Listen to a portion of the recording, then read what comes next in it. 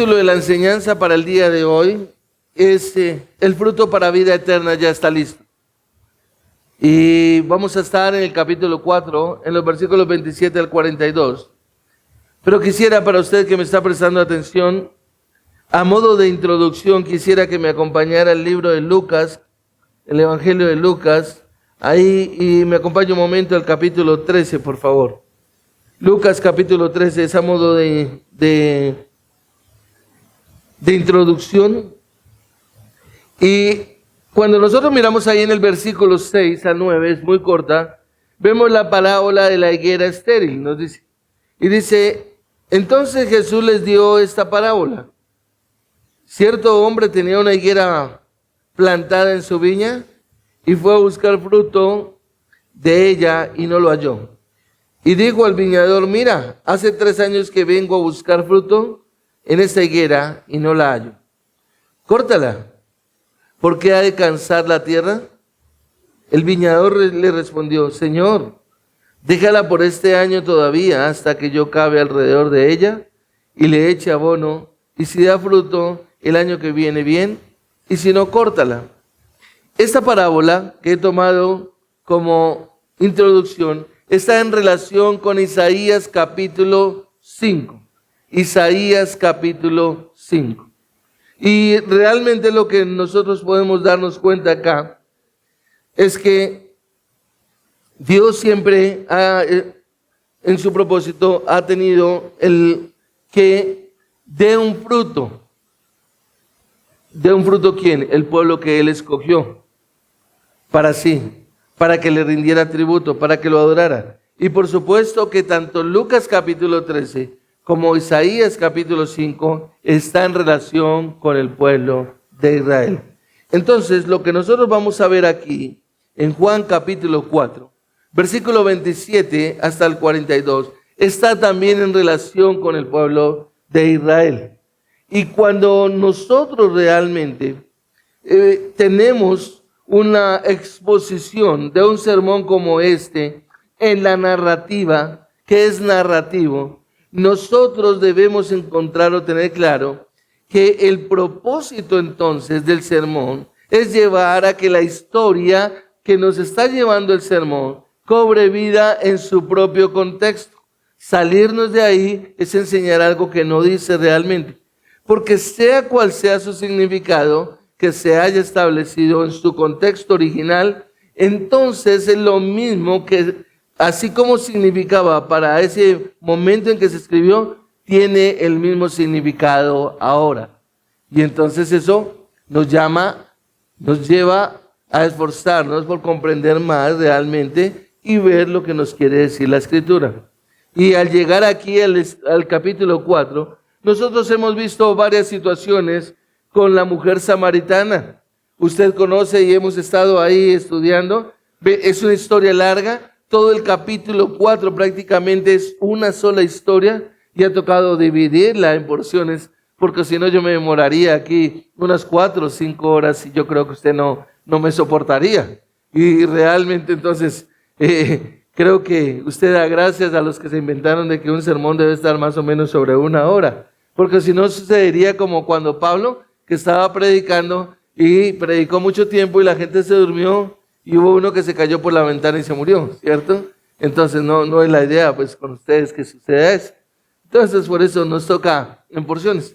Pero es necesario, entonces, que nosotros nos podamos ubicar un poquito aquí en el texto. Y en el capítulo 4, viendo esas diferentes situaciones con la mujer samaritana, nos damos cuenta, por ejemplo, que hay una yuxtaposición, que yo ya la he mencionado, con el capítulo 3, cuando el Señor Jesucristo le habla a Nicodemo. ¿Quién era Nicodemo? Un hombre religioso. ¿Quién era Nicodemo?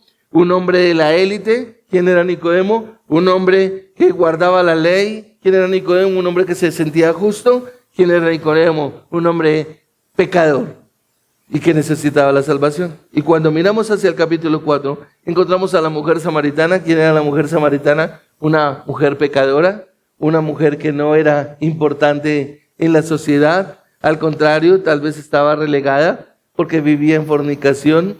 Era una mujer que por la cultura en aquella época no se le hablaba a las mujeres, y menos en público. Es más, se dice que aún los esposos no le podían hablar o no le debían hablar a sus esposas en público. De ahí, para que entendamos un poco más el contexto, cuando Pablo dice en 1 Timoteo que le prohíbe a las mujeres que hablen realmente en público, ahí en la congregación, y que más bien lo que le tengan que preguntar a sus esposos se lo pregunten ¿en dónde? En las casas. Y cuando alguien toma el texto y lo mira de esa manera va a decir, la Biblia es machista, Pablo es un hombre machista, pero realmente no es así. Nosotros tenemos que entender lo que era la cultura. Era una cultura bien difícil y por eso les menciono que en este caso, en esta juxtaposición entre Nicodemo, un hombre de la alta sociedad, un hombre respetado y todo eso, frente a cómo Jesús le habla a una mujer samaritana en primer lugar, una mujer pecadora, una mujer que vivía en fornicación, que no tenía marido, todo lo que hemos aprendido y lo que nos deja ver en general es que nuestro Señor Jesucristo salva a cualquier clase de persona, que no está haciendo acepción de personas ni nada de eso. Y hemos visto también cómo nuestro Señor Jesucristo confrontó el pecado tanto de Nicodemo como de la mujer samaritana y cómo de una manera especial la llevó al arrepentimiento. Y de igual manera, lo que ella creía que era adorar cuando le cambia la conversación al Señor Jesucristo y le dice, oye, me parece que tú eres profeta. Y luego le dice, nuestros padres adoraron en este monte, pero ustedes adoran en Jerusalén. Ella le cambia la conversación a Jesús. Ella trata de ser astuta porque le ha revelado su pecado, le ha mostrado que es una mujer que está en pecado. Y nuestro Señor Jesucristo con mucho amor la va llevando con mucha tranquilidad a mostrarle su pecado y a dejar ver realmente, como lo hemos estudiado, que Dios tenía preparado ese momento para salvar a esta mujer. Pero hay algo mucho más profundo todavía aquí. Y es que nos damos cuenta de que no solamente era esta mujer, sino que había un pueblo que Dios había escogido para hacerlo salvo. Un número de personas que a la hora de la verdad eran relegadas y que eran vistas como la suciedad, como la porquería en la sociedad. Y creo que esto es muy importante. Y lo que queremos hacer es sacar conclusiones aquí de esta historia, porque usted puede coger Juan capítulo 4 y leerlo. Usted puede coger y leerlo y seguro lo va a entender y todo eso. Pero el propósito aquí es sacar conclusiones de esa historia sobre por qué está aquí. ¿Por qué el Señor nos permite que aquí en Juan, en el Evangelio de Juan, haya sucedido esto? ¿Cuál es el propósito del Espíritu Santo aquí? Para que Dios sea exaltado y glorificado. ¿Y qué quiere transmitirnos para usted y para mí, en verdad, frente a este texto? Y quiero que retomemos la historia de este texto y me acompañe ahí al versículo 27, por favor. Y vamos a leer hasta el 42. Y dice la palabra del Señor: en esto llegaron sus discípulos y se admiraron de que hablara con una mujer, pero ninguno le preguntó, ¿qué tratas de averiguar? ¿O por qué hablas con ella? Entonces la mujer dejó su cántaro, fue a la ciudad y dijo a los hombres, vengan, vean a un hombre que me ha dicho todo lo que yo he hecho. ¿No será este el Cristo? Y salieron de la ciudad y fueron a donde él estaba. Mientras tanto los discípulos le rogaban, Rabí, come. Pero él les dijo, yo tengo para comer una comida que ustedes no saben. Entonces los discípulos se decían entre sí, ¿le habrá traído a alguien de comer? Jesús le dijo, mi comida es hacer la voluntad del que me envió y llevar a cabo su obra. ¿No dicen ustedes, todavía falta 4 meses y después viene la siega? Pero yo les digo, alcen sus ojos y vean los campos que ya están blancos para la siega. Ya el segador recibe salario y recoge fruto para vida eterna, para que el que siembra se regocije junto con el que siega. Porque en este caso, el dicho es verdadero, Uno es el que siembra y otro el que ciega. Yo los envío a ustedes a cegar lo que no han trabajado. Otros han trabajado y ustedes han entrado en su labor. Y de aquella ciudad, muchos de los samaritanos creyeron en él por la palabra de la mujer que daba testimonio diciendo: él me dijo todo lo que yo he hecho. De modo que cuando los samaritanos vinieron, rogaban a Jesús que se quedara con ellos, y él se quedó allí 2 días. Muchos más creyeron por su palabra, y decían a la mujer: ya no creemos por lo que tú has dicho, porque nosotros mismos le hemos oído, y sabemos que este es en verdad el Salvador del mundo. Hasta ahí la porción de la Escritura. Vamos a orar. Padre, nuestro clamor en esta mañana, Señor, es que tú abras los ojos de nuestro entendimiento, que nosotros podamos ver con más claridad, Señor, Rey de Gloria, lo que tú has llevado a cabo, lo que tú has preparado, Señor, y cómo lo has llevado de manera perfecta, Señor, dándonos cuenta de que tú eres el Todopoderoso, el soberano Dios, que hace todas las cosas conforme al designio de su voluntad, que tú eres el Dios supremo, que estás por sobre todas las cosas, situaciones, circunstancias y aún lo sobrenatural.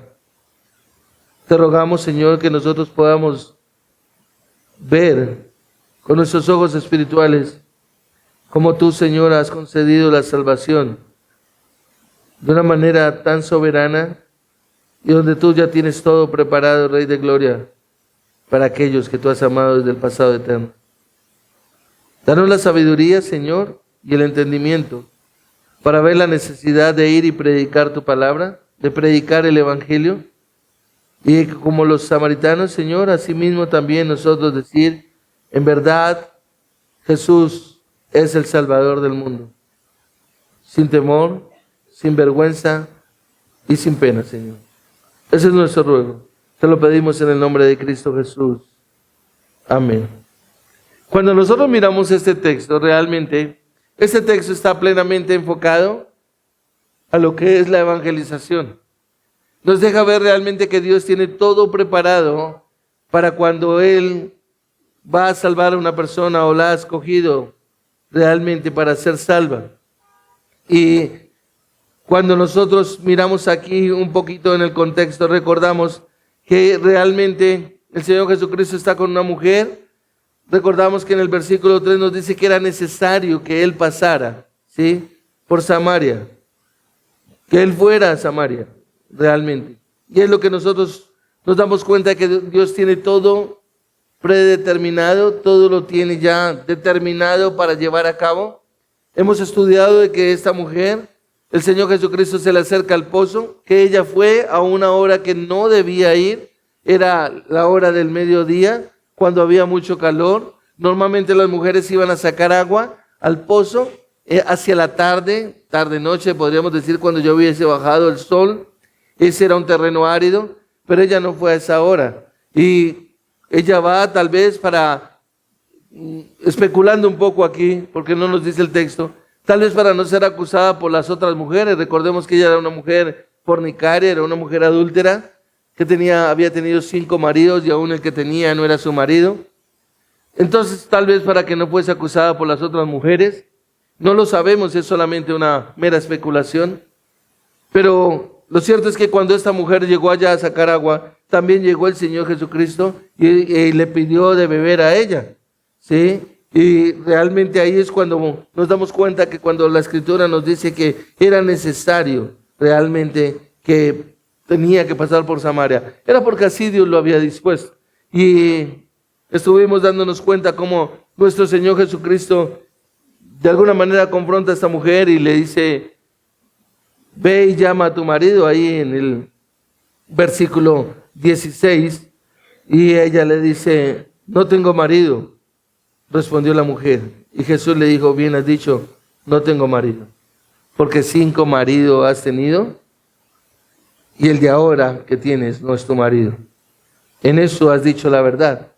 Y realmente nos damos cuenta cómo el Señor Jesucristo la va llevando para mostrarle su pecado.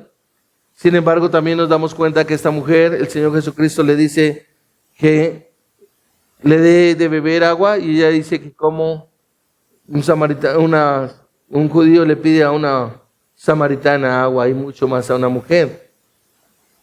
Y el Señor Jesucristo le dice, si supieras quién te está pidiendo agua, tú le darías y le pedirías que te diera agua para vida eterna.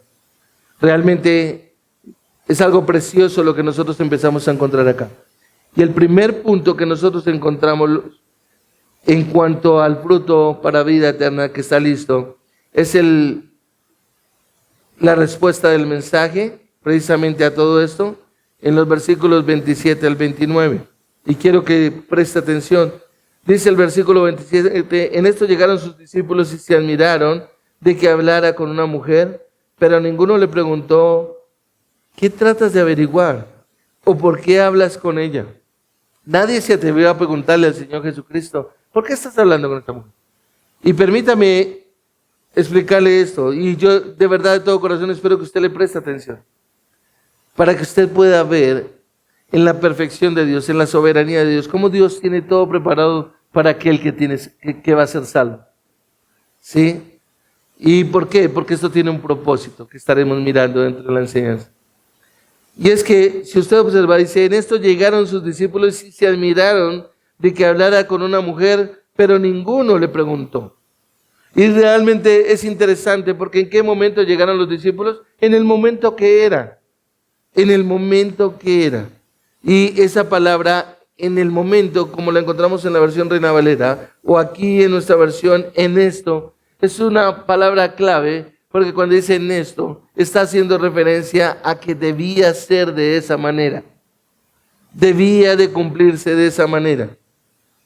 Y cuando llegan sus discípulos, ellos realmente llegaron en el momento en que el Señor Jesucristo ya había hablado con ella.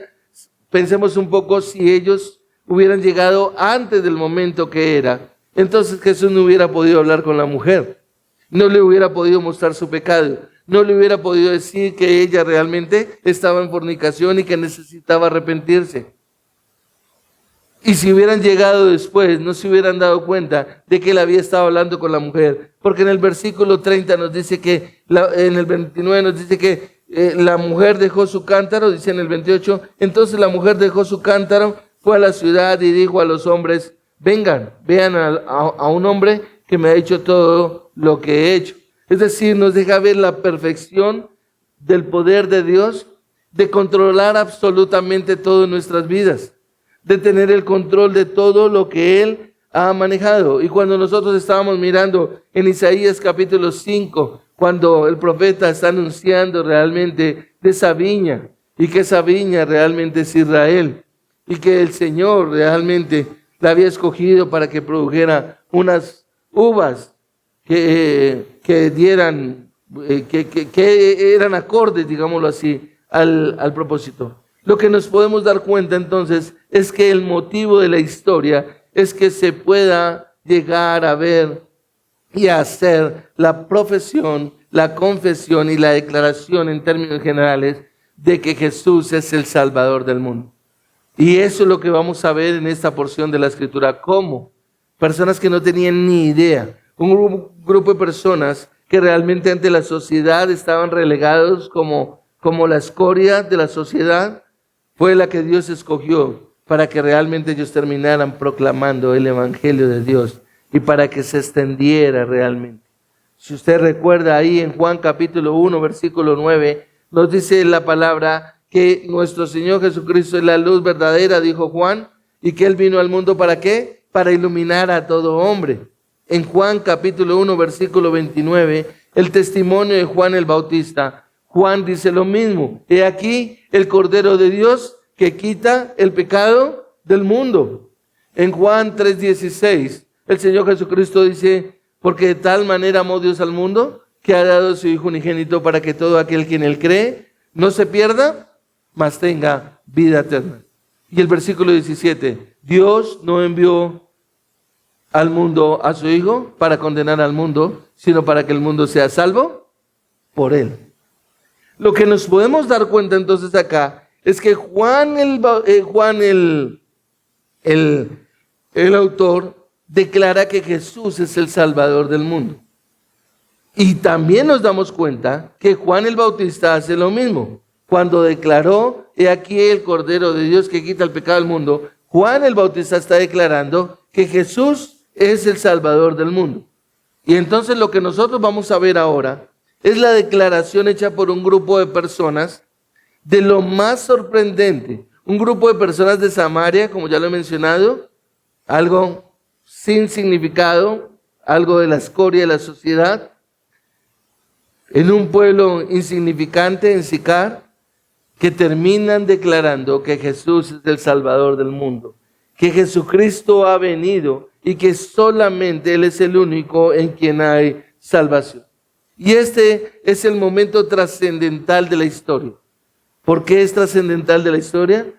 Porque es el momento trascendental de la redención, donde realmente un grupo de pecadores que no tienen confianza, que no tenían esperanza, que estaban alejados completamente del Israel étnico, de los judíos, terminan haciendo una declaración como esa.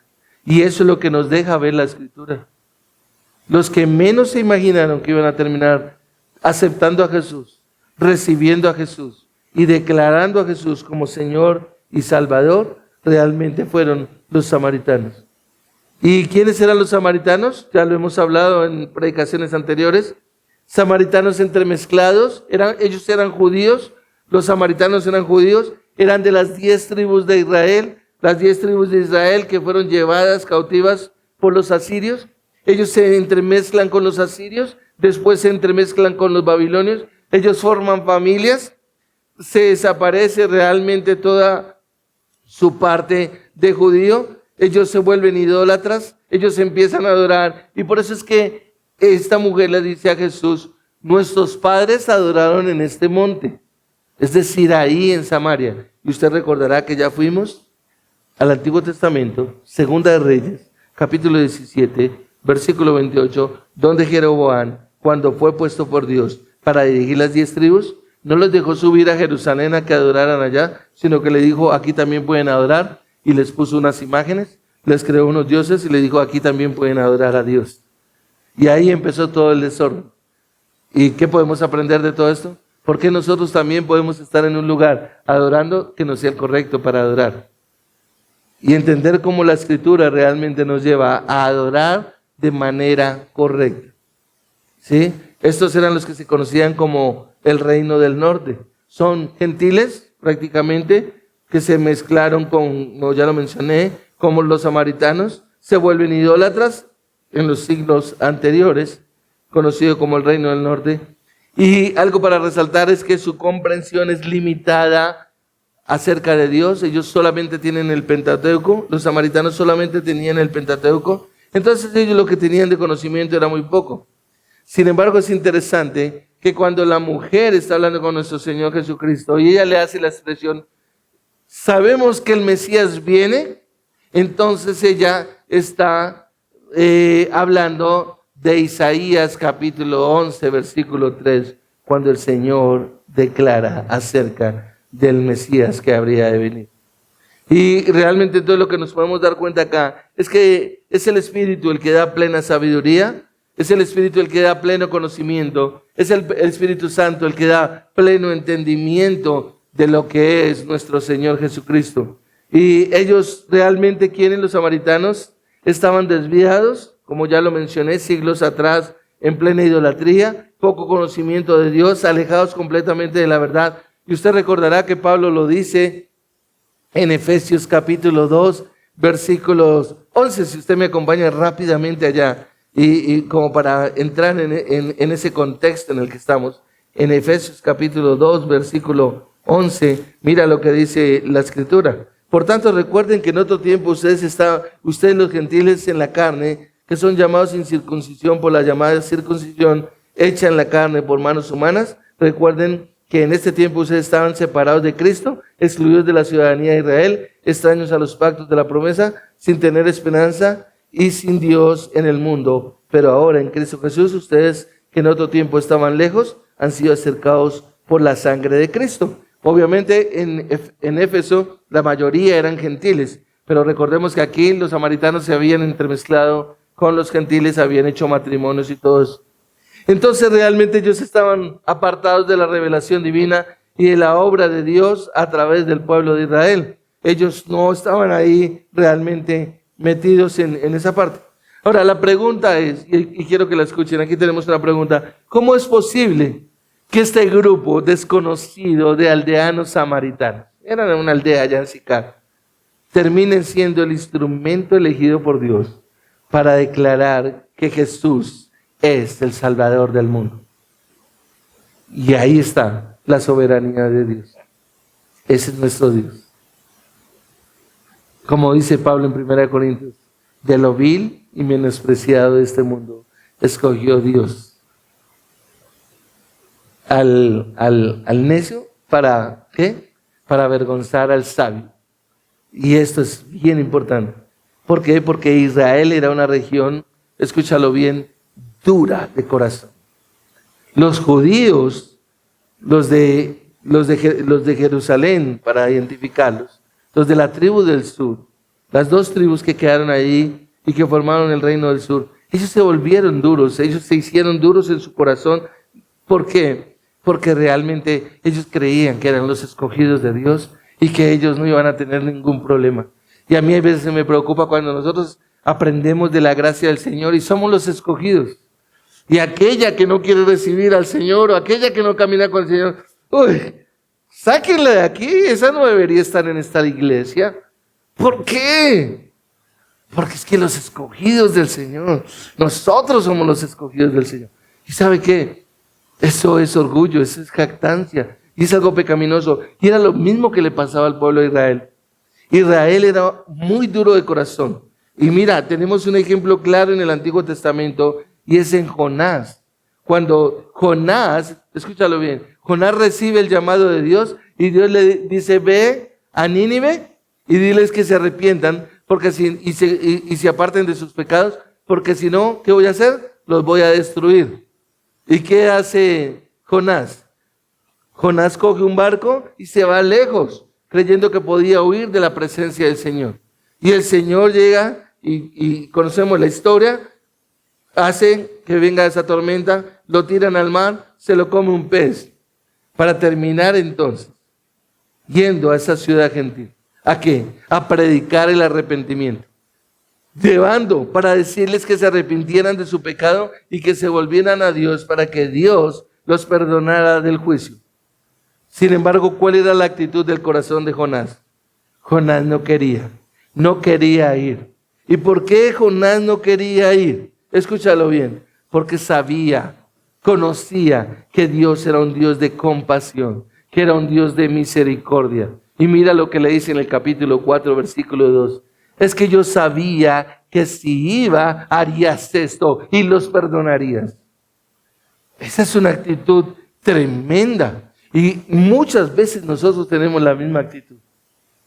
Porque nosotros queremos que Dios fue bueno y lasto con nosotros, pero con los demás que lo coja y ojalá mande fuego del cielo para que lo deje completamente hecho y arrastrado. Eso es lo que más o menos quería Jonás.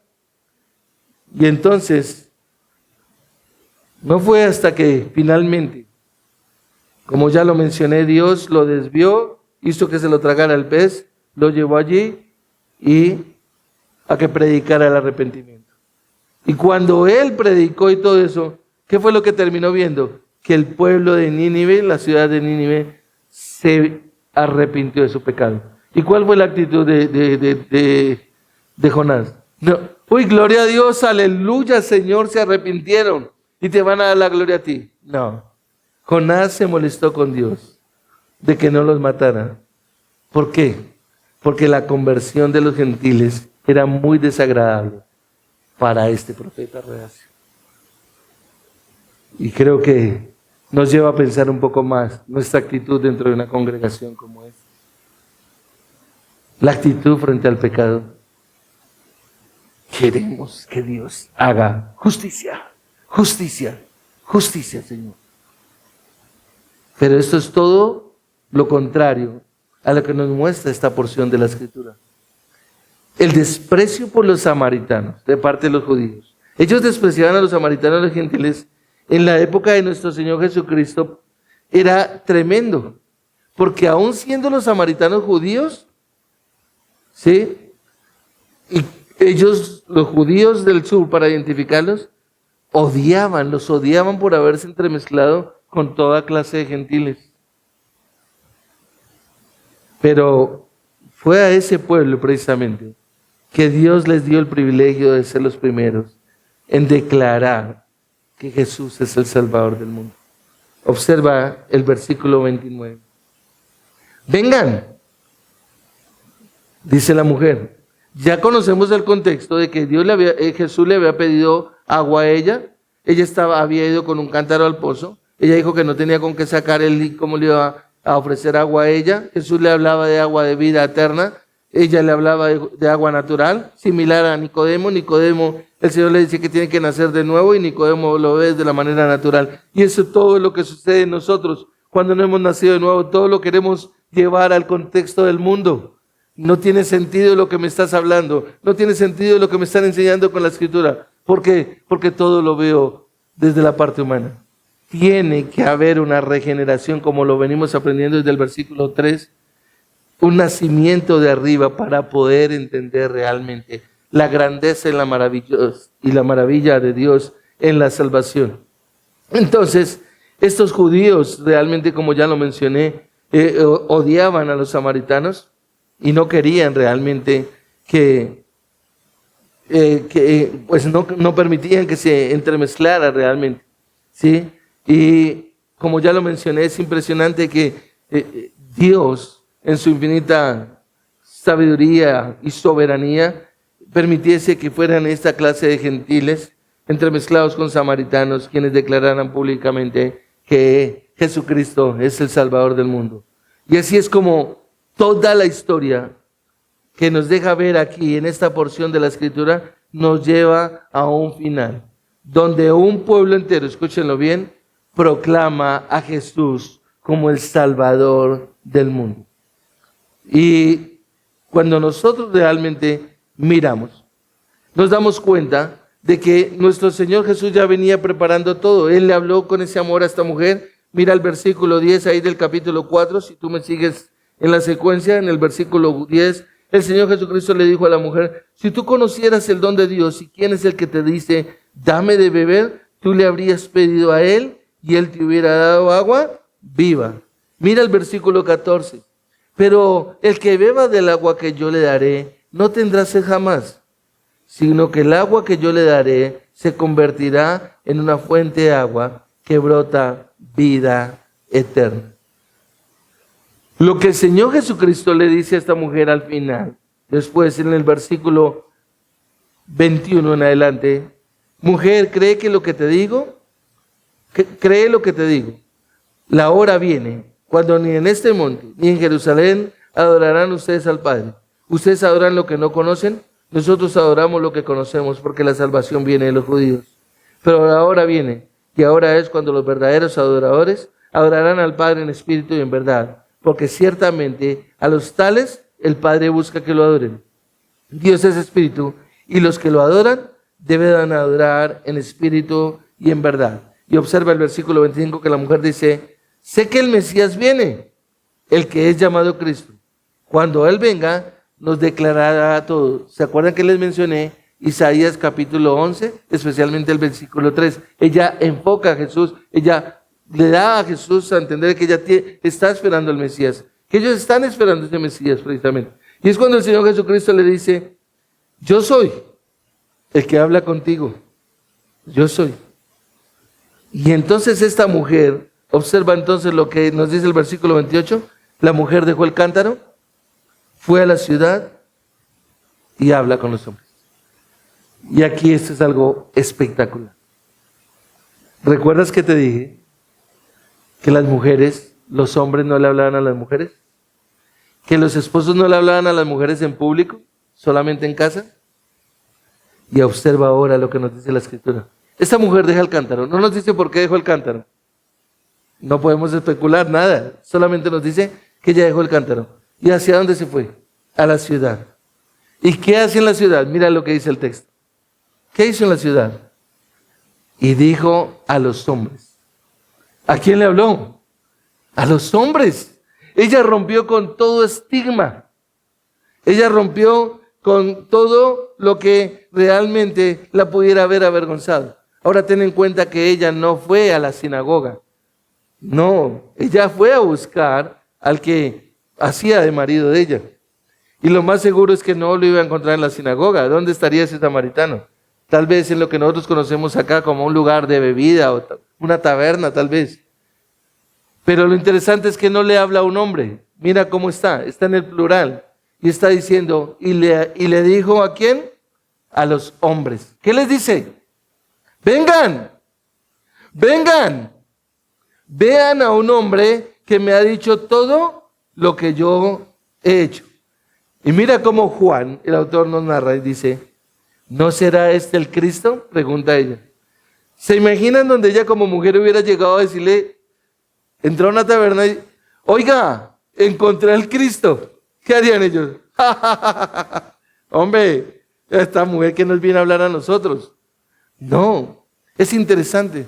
Esta mujer rompió con todos los temores, con todo lo que la sociedad tal vez la tenía ahí, a ella separada, de que era una mujer fornicaria, de que era una mujer adúltera, que tal vez le conocían ya todos los maridos que había tenido, los 5 más con el que vivía, que era 6. Realmente una reputación por el suelo. Pero ella no tiene problema. Nos dice la Escritura que ella fue a la ciudad y le dijo a los hombres, vengan, vean a un hombre que me ha dicho todo lo que yo he hecho. Y entonces en forma de pregunta ella les dice, ¿no será este el Cristo? Y realmente nos damos cuenta que cuando el Señor Jesucristo en el versículo 24 le dijo, Dios es espíritu y los que adoran deben adorarle en espíritu y en verdad, que lo vimos la semana pasada, que es entender realmente cómo yo debo adorar al Señor y que no lo debo adorar, no es solamente pensando en un lugar como tal, sino en mi vida. Realmente cuando el Señor Jesucristo le dice a ella, tú tienes que dejar todos los ídolos, recordemos que ella viene de un trasfondo de idolatría, de sacrificios, de pensar que lo que está haciendo está bien. Y aquí nos conecta con el segundo punto, el segundo aspecto realmente, para poder nosotros darnos cuenta de la soberanía de Dios en la salvación de las personas. Y es la prioridad del mensaje. Obsérvenlo, por favor. Y está en el versículo 31. Mientras tanto, y aquí Juana en la narrativa hace un cambio. Viene hablando de ella y de un momento a otro, ¡pum!, nos cambia a dónde. Nos cambia a hablar de Jesús. Es como cuando uno está viendo una película y nos están presentando dos lugares diferentes y ¡pum!, nos cambian al otro lugar y uno dice, ¿qué habrá pasado en el otro lado? Me pareció interesante cuando yo estaba mirando esto. Dije, es como esas películas que uno ve que se están desarrollando dos situaciones paralelas y lo cambia a uno, ¿cierto? Y lo deja como, bueno, pero ¿qué pasó en el otro lado? Bueno, ahí nos deja. Y mira el versículo 31. Mientras tanto, los discípulos le rogaban, Rabí, come. Pero él les dijo, yo tengo para comer una comida que ustedes no saben. ¿Por qué le dicen que coma? ¿Qué era lo que ellos habían hecho? Ir a la ciudad. ¿A qué? A comprar comida. ¿Recuerdan? ¿A cuántos mandó él? A todos los 12. Y uno dice, ¿y por qué mandó a los 12? ¿Acaso 3 no eran capaces? ¿5? No, mandó a los 12. Recuerda que Dios lo tenía todo preparado. Y Dios quería tener ese encuentro. Nuestro Señor Jesucristo con la mujer samaritana. Que no hubiera interrupción. Algo precioso, algo hermoso. Otra cosa para ver. Mira, los hombres vienen, pero ellos fueron a la ciudad a comprar. ¿Quiénes eran los 12 que fueron? Los discípulos. ¿Y ellos qué eran? ¿Gentiles? ¿Qué eran? Judíos. ¿Y qué hicieron entonces en la ciudad? ¿Con quién hablaron para poder comprar comida? Con los samaritanos.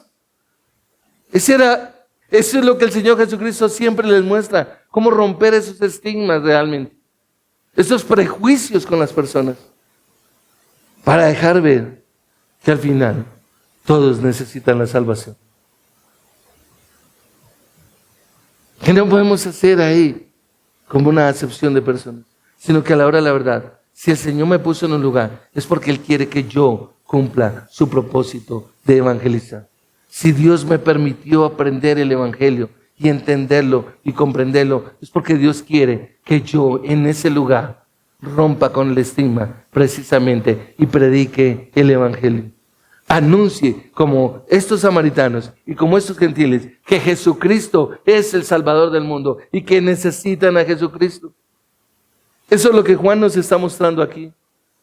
Por un lado, los discípulos. Por el otro lado, la mujer samaritana hablándole a los hombres y diciéndoles que ellos realmente, que ella había visto a un hombre que le había declarado todo lo que ella había hecho. Y es cuando les dice, ¿no será este el Cristo? Ellos le dicen a Jesús, Rabí, come. Versículo 32. Pero el que les dijo, yo tengo para comer una comida que ustedes no saben.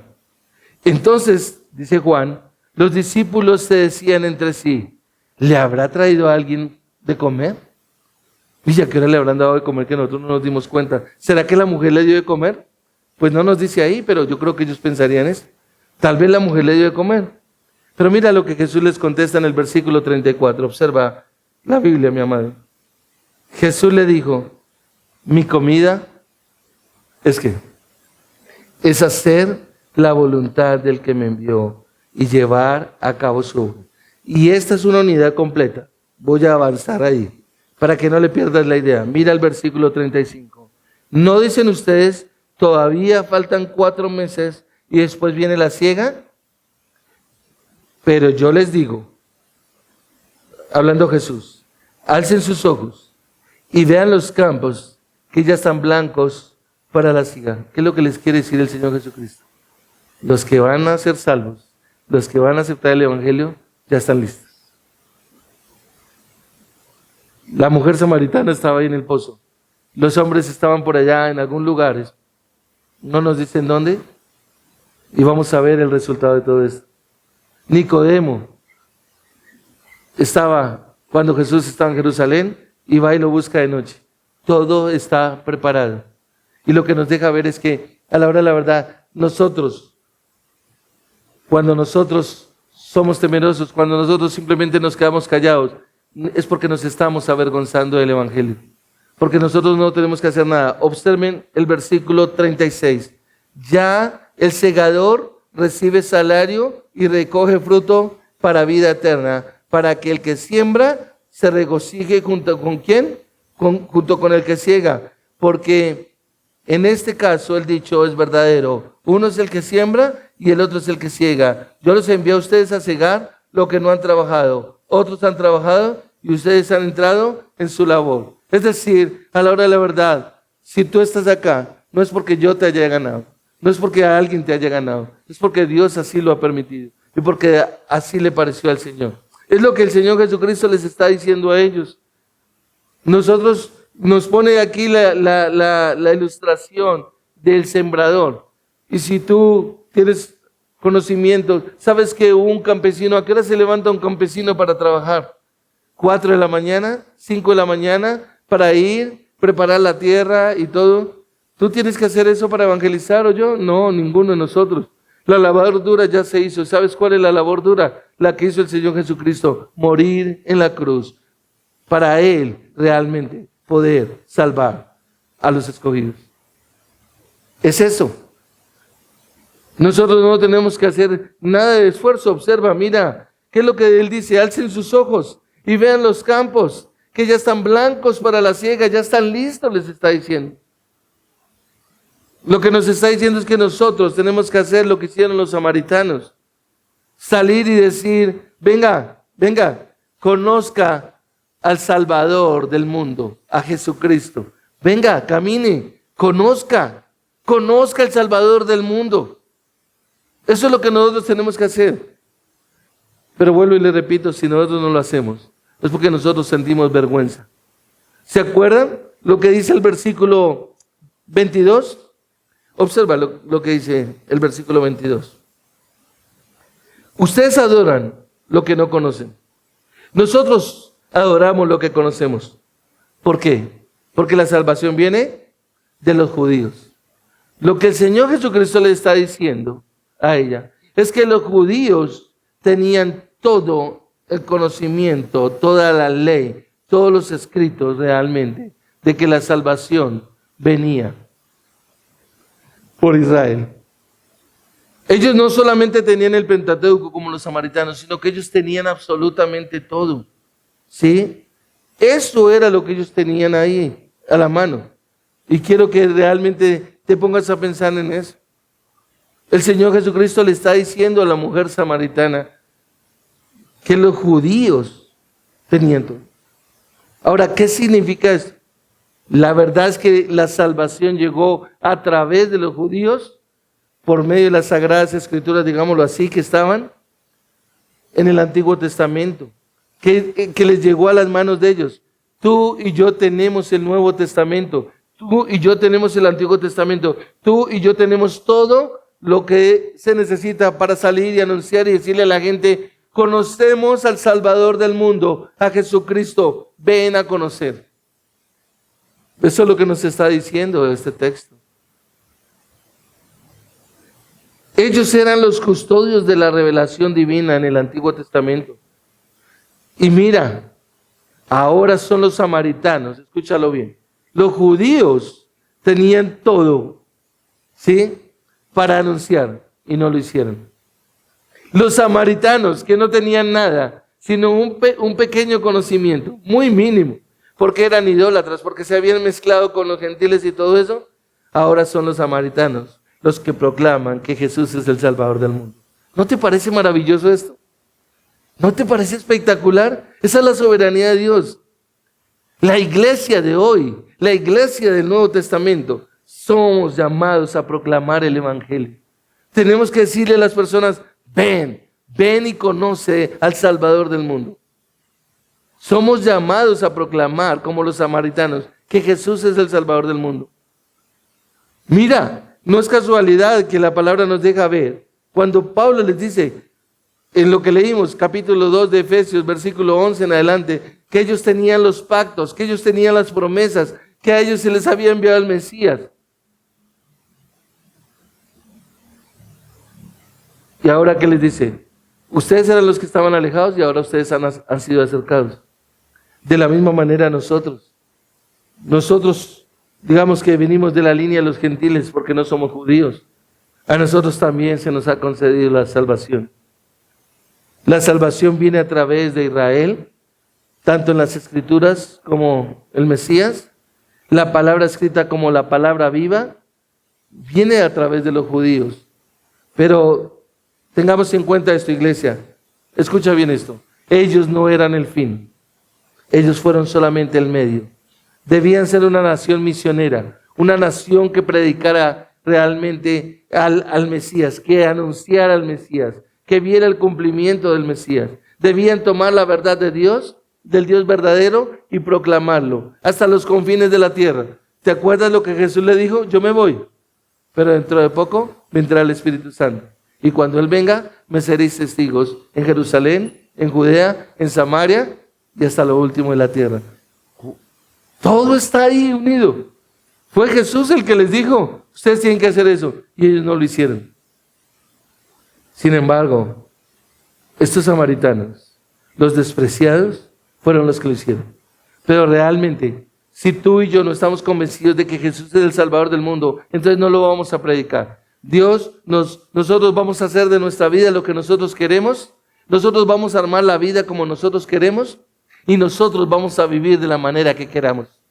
Pero sin embargo nos vamos a llamar cristianos. Algo paralelo, parecido, digámoslo así, a los judíos, que todavía están convencidos que son el pueblo escogido de Dios, pero que no conocen a Dios. Acompáñame a Isaías 42, por favor, rápidamente. En Isaías 42, versículos 1 al 7, mira lo que dice el profeta Isaías. Isaías 42, 1 al 7. Acerca de el Señor Jesucristo. Mira, este es mi siervo, a quien yo sostengo, mi escogido, en quien mi alma se complace. He puesto mi espíritu sobre él. Él traerá justicia a las naciones. No clamará, ni alzará su voz, ni hará oír su voz en la calle. No quebrará la caña cascada, ni apagará la mecha que casi no arde. Con fidelidad traerá justicia. No se desanimará ni desfallecerá hasta que haya establecido en la tierra la justicia. Su ley esperará en las costas. Así dice Dios el Señor, que crea los cielos y los extiende, que afirma la tierra y que de ella brota, que da alimento al pueblo que hay en ella y a espíritu a los que por ella andan. Yo soy el Señor, en justicia te he llamado. Te sostendré por la mano y por ti velaré y te pondré como pacto para el pueblo, como luz para las naciones. Versículo 7, para que abras los ojos de los ciegos, para que saques de la cárcel a los presos y de la prisión a los que moran en tinieblas. Esto es algo precioso realmente. Y ahora mira Isaías 49, por favor. Isaías 49, versículo 5, dice, y ahora, dice el Señor, el que me formó desde el seno materno para ser su siervo, para hacer que Jacob vuelva a él y que Israel se reúna con él, porque honrado soy a los ojos del Señor, y mi Dios ha sido mi fortaleza. Dice él, poca cosa es que tú seas mi siervo, para levantar las tribus de Jacob y para restaurar a los que quedaron de Israel. También te hará luz de las naciones, para que mi salvación alcance hasta los confines de la tierra. Así dice el Señor, el Redentor de Israel, el Santo suyo. Esto nos deja ver que al final Dios sí tiene escogido al pueblo de Israel y lo llevará al final para que le adore y lo exalte. Y eso es lo que Dios está mostrándonos aquí en esta porción de la Escritura. Todo lo que vemos es por medio de este grupo de samaritanos. Se empieza a extender el Evangelio. Luego de la muerte y la resurrección de nuestro Señor Jesucristo, observa lo que sucede, y acompáñame ahí a Hechos. Voy a correr porque el tiempo se me está acabando. Hechos capítulo 2, por favor. Y si tú miras, en Hechos capítulo 8, versículo 5. Hechos capítulo 8, versículo 5. Mira lo que sucede en Hechos 8:5, perdón. Felipe, tomémoslo desde el 4. Así que los que habían sido esparcidos iban predicando la palabra. Felipe descendió a la ciudad ¿de dónde? De Samaria, y les predicaba a Cristo. ¿Y qué pasó? Las multitudes unánimes, ¿qué hacían? Prestaban atención a lo que Felipe decía y al oír y ver las señales que hacía, porque de muchos que tenían espíritus inmundos, estos salían de ellos gritando a gran voz, y muchos que habían sido paralíticos y cojos eran sanados, y había gran regocijo. ¿En dónde? En aquella ciudad. Ese es el resultado de todo lo que realmente estos samaritanos hicieron. Ahora mira realmente en el versículo, volviendo a Juan capítulo 4, ahí un momento, mira lo que nos dice la Escritura en el versículo 34. El Señor Jesucristo dijo, mi comida es hacer la voluntad del que me envió. Y sabes una cosa, creo que muchos cristianos se sienten insatisfechos porque no están haciendo la voluntad del Señor.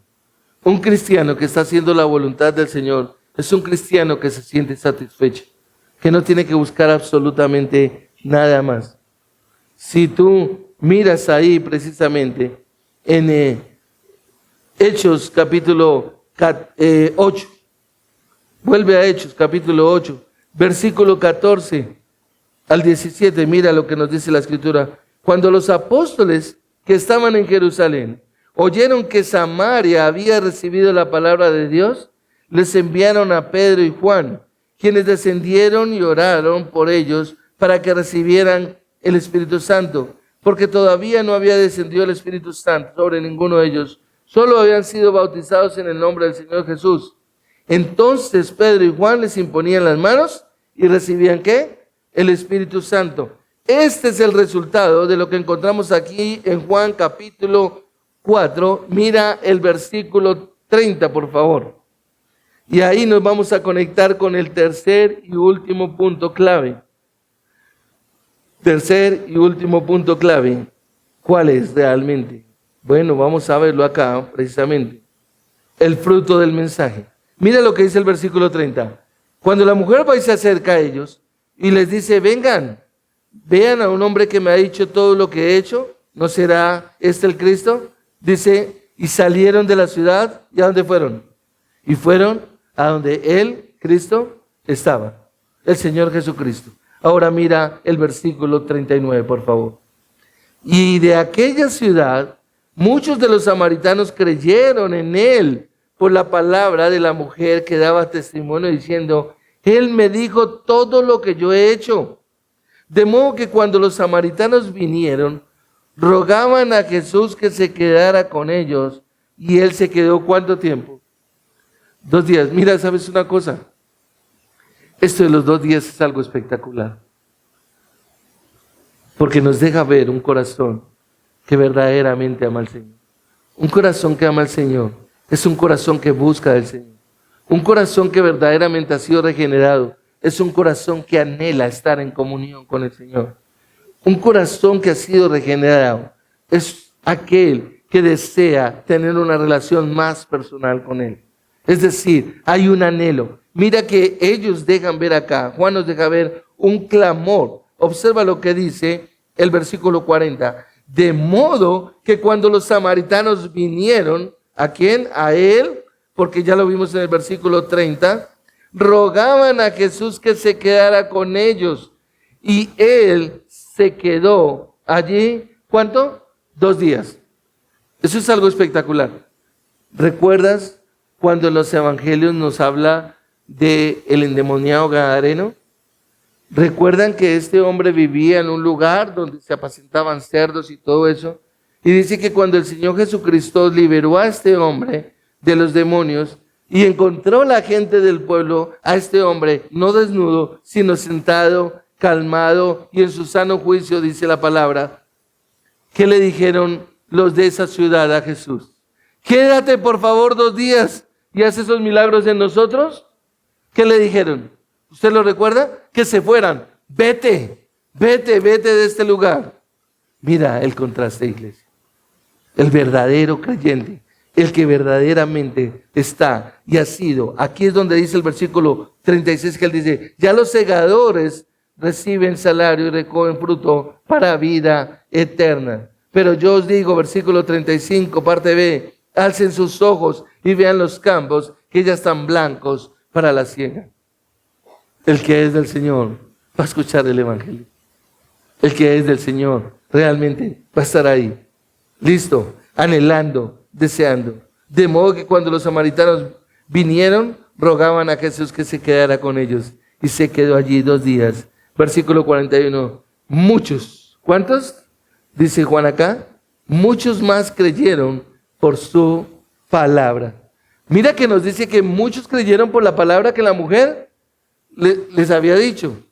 Pero ahora nos vuelve y nos dice que muchos más. Es decir, creyeron más al escuchar, a ir y ver a Jesús, muchos más creyeron. Ese es el punto, mis amados. Verdaderamente el que tiene el poder para cambiar. Escucha bien esto. No, tu testimonio no tiene poder para cambiar a alguien. Pero la palabra de Dios sí tiene poder para cambiar a las personas. Porque el evangelio es poder de Dios para salvación a todo aquel que cree. No digas que tu testimonio es el que está testificando. Di más bien que tú predicas el evangelio, que tú te paras y le predicas el evangelio a las personas. Es eso. No nos podemos quedar callados, mis amados. Acá lo dice el versículo 41. Muchos más creyeron por su palabra. Versículo 42. Y decían a la mujer, ya no creemos por lo que tú has dicho, porque nosotros mismos le hemos oído y sabemos que este es, en verdad, ¿quién? El Salvador del mundo. Aquí encontramos el punto 3, que es el fruto del mensaje. Vemos que hay un fruto verdaderamente del mensaje. Cuando nosotros damos ese mensaje, como Jesús le llevó a esta mujer, y esta mujer salió corriendo y fue y le dijo a los hombres, rompió con todos los estigmas, con todos los paradigmas. Las mujeres no le hablan a los hombres no le hablan a las mujeres. Ella es una mujer pecadora, es una mujer perversa. Y ella dijo, no me importa, eso es pasado. Ahora yo he conocido a quién, al Salvador del mundo, y Él me ha perdonado. Eso es lo que nos está diciendo la Escritura. Y eso es lo que nosotros verdaderamente tenemos que hacer. Mira cómo termina el versículo 42. Y le decían a la mujer, ¿quién le decía? Todos los que habían, estos hombres del versículo 29. Vean a un hombre que me ha dicho todo lo que yo he hecho. Versículo 30. Y salieron de la ciudad y fueron a donde él estaba. Versículo 39. Perdón, el 39. Sí. Y aquella ciudad, muchos de los samaritanos creyeron en él por la palabra que la mujer daba testimonio, diciendo, él me ha dicho todo lo que yo he hecho. Juan lo está mencionando otra vez ahí, para luego decir que después muchos más, otros más, creyeron por su palabra. Realmente es la soberanía de Dios, es el poder de Dios. Ella dejó absolutamente todo ahí, al lado de Jesús, y se fue a contarle a otros, ¿sí? Y esto es algo maravilloso, iglesia. La pregunta es, ¿qué vamos a hacer nosotros? ¿Vamos a hacer lo mismo? Nosotros estamos esperando. Mucha gente me dice, ¿y cuándo se va a llenar esta iglesia? Yo creo que otros dirán, estamos estrenando sillas. ¿Cuándo se va a llenar? Porque estamos esperando es que la gente llegue y no que salgamos a predicar el Evangelio. ¿Sabe por qué? Porque tal vez hay mucha amargura en nuestro corazón todavía. Y no nos atrevemos a hablar de este Jesús que cambia vidas. Este Jesús que transforma, porque tal vez no ha transformado la nuestra en realidad. Porque si la transformó, nosotros tenemos que salir a hablar. Nosotros tenemos que salir y predicar el Evangelio. Nosotros tenemos que salir y anunciar que Jesucristo es el Salvador del mundo. Es similar, iglesia, a lo que Jesús nos deja ver cuando la mujer en Lucas 15, que encontró una moneda. ¿Y qué hizo la mujer? ¿Tú recuerdas? Celebró y llamó a todos a compartir con alegría. Y lo más importante que sucede en el cielo es que nos dice la palabra, es que cuando un pecador se arrepiente, hay fiesta en ¿dónde? Hay fiesta en el cielo. El cielo celebra, los ángeles alrededor del trono se regocijan, porque Dios se regocija, porque esta es la gran obra de la que da alegría a Dios. Y eso es lo que nosotros tenemos que pensar. Si realmente lo que yo estoy haciendo está dándole la gloria a Dios, está dándole la alegría a Dios, hay regocijo. Tú no siembras, tú no ciegas, porque todo ya lo ha hecho el Señor. Él sabe, Él ya todo lo ha determinado. Nosotros lo que tenemos que hacer es predicar el Evangelio. Y eso es lo que hacemos en este lugar, predicar el Evangelio.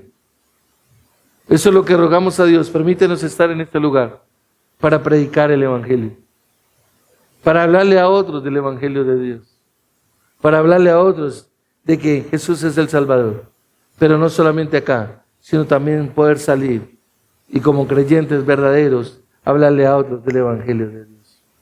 La pregunta es, ¿lo vas a hacer o vas a seguir en silencio? Vamos a orar.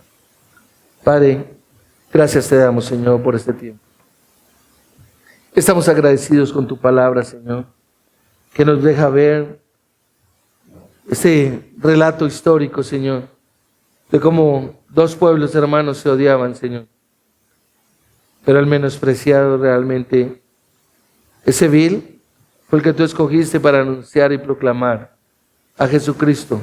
Todo un pueblo completo, proclamar abiertamente que Jesucristo es el Salvador del mundo, Señor. Señor, que nuestros corazones no se endurezcan, que nuestros corazones, Señor, no se llenen ahí carnosamente, Rey de Gloria, para endurecernos, jactarnos de que somos cristianos, que somos escogidos, que hemos sido llamados, y ni siquiera anunciamos el Evangelio de Jesucristo. Ni siquiera, Señor, nos paramos en lugares para hablar con los conocidos, con los familiares, y predicarles el Evangelio. Padre, que nosotros haya ese valor, que nosotros, Señor, perdamos la vergüenza como la perdió esta mujer, la vergüenza del pecado que la acusaba a ella, la vergüenza de su condición de ser una mujer pobre y aún dentro de la sociedad la vergüenza de ser una mujer. Padre, ¿para qué? Para ir y decirle a otros, vengan, que he encontrado un hombre que me ha dicho todo lo que he hecho. Que nosotros podamos decir lo mismo, vengan y conocen a Jesucristo, el Salvador del mundo. ¿Conoces al Salvador del mundo? Ven y conócelo. Ese es nuestro ruego, nuestro clamor, Padre. En el nombre de Cristo Jesús. Amén.